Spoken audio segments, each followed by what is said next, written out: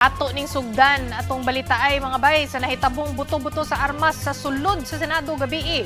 Wala hinuoy na samdan sa insidente, pero usa sa mga senador ang gaingon nga wala na sa Senado si Senador Bato de la Rosa. Para sa mga detalye mo balita si Ian Melesio gikan sa The Freeman Banat News.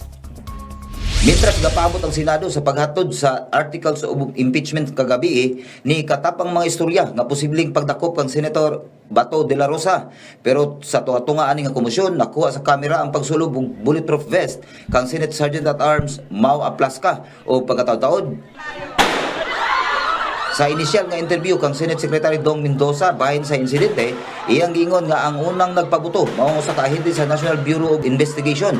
Tunga-tunga sa tensyon, nag-live sa social media si Senate President Alan Peter Cayetano ug ang iyang ingon nagkatuinog bagay sila sa telepono ni NBI Director Melvin Matibag. What will you do, Director, kung may puto ka na at lahat ng staff mo at yung mga usaan mo naka-vest na lahat and hindi malaman mangyayari? What would you do? Hindi ba dapat ang sagot mo, ma'am, sir, I'll go there, I'll make sure you'll help? Pagkataod ana, human nilurang ang tensyon niabot si Interior Secretary John Vic Remulla subay sa mando ni Presidente Bongbong Marcos nga imbestigahon ang nahitabo. Pero giklaro ni Remulla ang Office of the Sergeant at Arms kun OSA may unang nagpabuto og armas. Armed men tried to enter through the second floor but were stopped by the OSA. They had firearms with them, but the OSA fired a warning shot.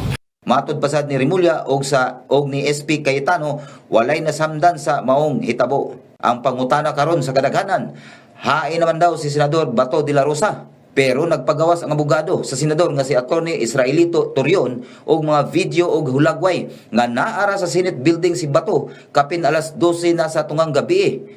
Pero karong hapon gikumpirman ni Senate President Alan Peter Cayetano nga wa na sa building sa Senado si Senador Bato. Sumapa sa mga report alas 12:30 sa kadlawon. Nakagawas na si Bato sa maong building. Sa pagkakaroon gipangita pa kung asa karon ang senador o kung unsay gyud nagpaluyo sa buto-buto sa armas sa Senado. Para sa One Balita Bay, Ian Melesio sa The Freeman Banat News.